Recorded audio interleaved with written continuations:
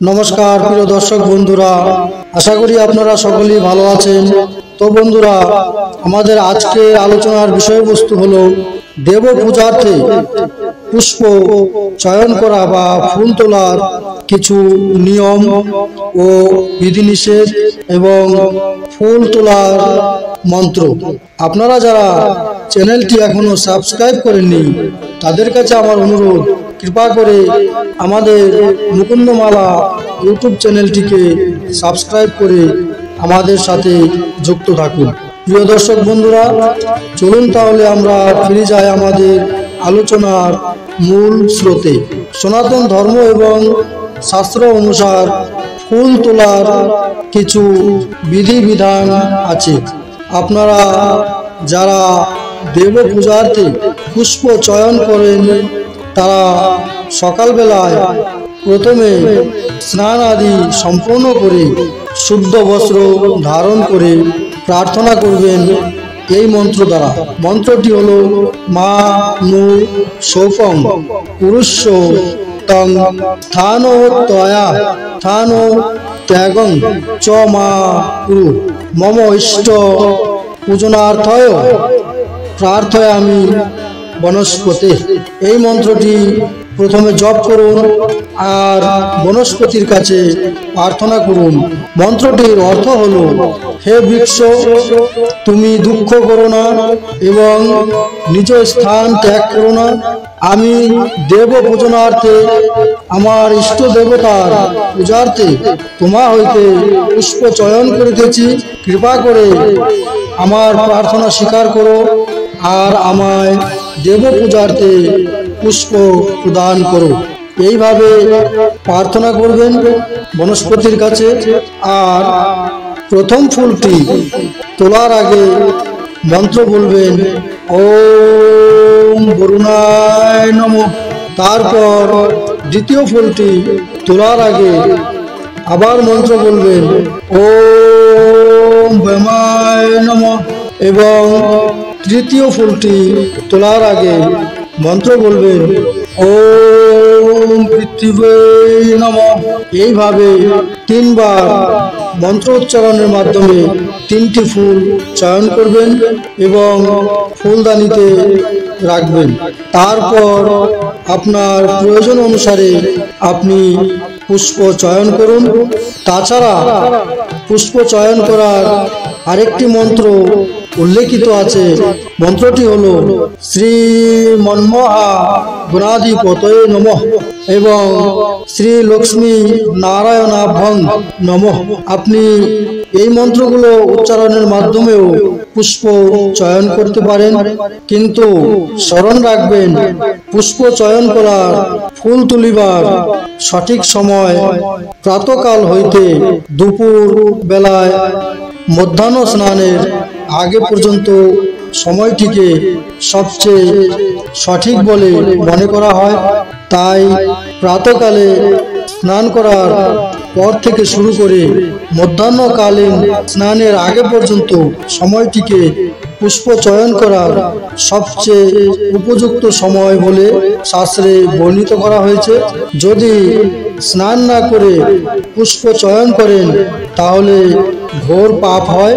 তাই এই সমস্ত বিষয়গুলোকে পুষ্প চয়নকালে অবশ্যই ধ্যান দেবেন।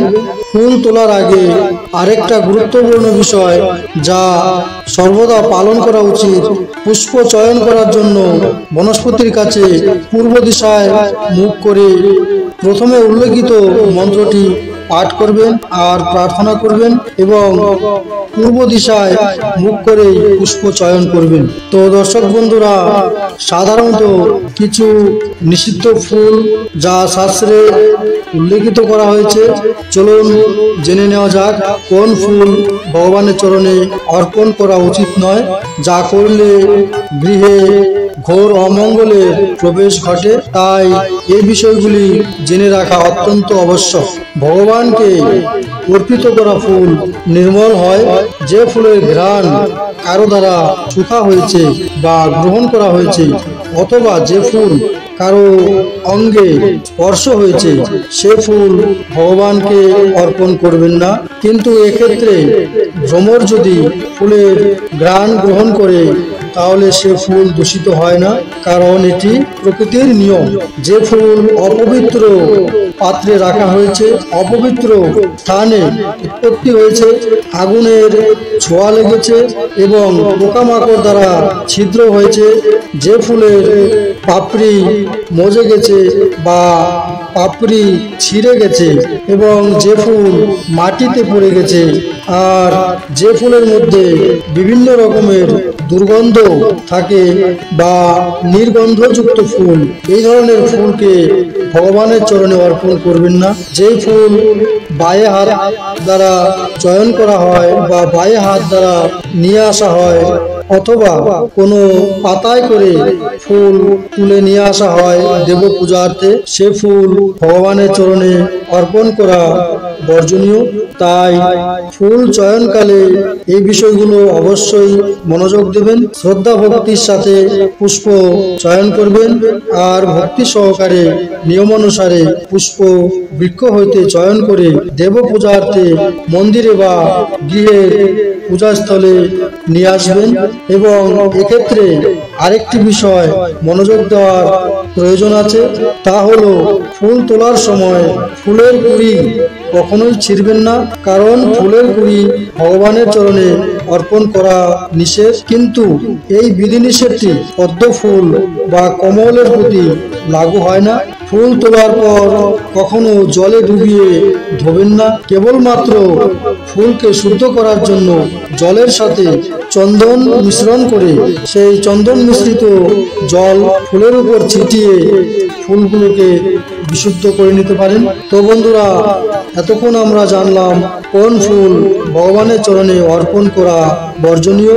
এখন আসুন জেনে নেওয়া যাক ভগবানকে পুষ্প নিবেদন করার কিছু শাস্ত্র অনুসার বিধি।